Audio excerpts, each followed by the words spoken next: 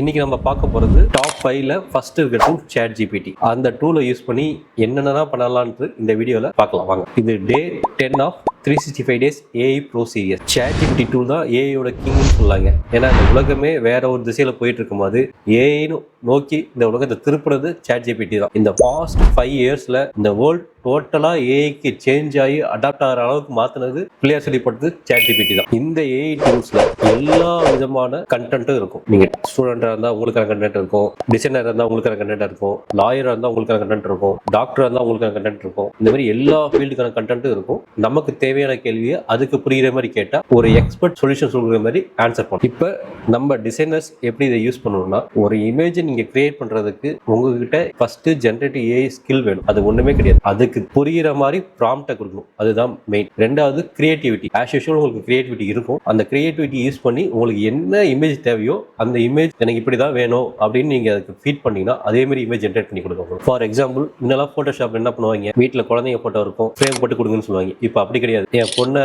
ராணி மாரி ஆக்குங்க, என் பையனை ராஜாவா ஆக்கி போட்டோ கொடுங்க, அந்த மாதிரி பிசினஸ் பண்றவங்க இப்ப பீக்ல இருக்காங்க. ஸோ ஒரு ஜென்ரேட்டிவ் ஏஐ மூலியமா ஒரு 2 years baby as a king அப்படின்னு கொடுத்தா அது ஒரு இமேஜ் ஜென்ரேட் பண்ணி கொடுக்கும். இந்த இமேஜ் ஒரிஜினல் இமேஜ்லயும் அந்த இமேஜை ஃபேஸ் ஒர்க் பண்ணி அதை ஃப்ரேம் போட்டு 2000 3000 சேல்ஸ் பண்ணிட்டு இருக்காங்க. நான் சொல்றது உங்களுக்கு நம்ப முடியும்னா சோல்ஃபுல் போர்ட்ரைட் சொல்லிட்டு ஒரு வெப்சைட்டை போய் பாருங்க. அது நாங்க இந்த ஜென்ரேட்டிவ் ட்ரையல் பண்றதுக்காக பண்ண விஷயம் தான். நாங்க இமேஜை ஜென்ரேட் பண்ணி அதை ஃபேஸ் ஒர்க் பண்ணி அதை நம்ம கஸ்டமருக்கு சென்ட் பண்ணோம். ஸோ அதோட இமேஜஸ் எல்லாம் நம்ம அதில் போட்டிருப்போம். ஜஸ்ட் நீங்க போய் பாருங்க. ஸோ நீங்களும் இன்னுமே ஃபேமஸ் டிசைனர் ஆகணும்னா ஜென்ரேட்டிவ் ஏஐ ஸ்கில்ல டெவலப் பண்ணி நாளைக்கு டாப் 5ல செகண்ட் ஏஐ டூலை பத்தி நான் பேச போறேன். Stay tune. டெய்லியும் இந்த மாதிரி ஏஐ பத்தி தெரிஞ்சுக்க எங்களை சப்ஸ்கிரைப் பண்ணுங்க.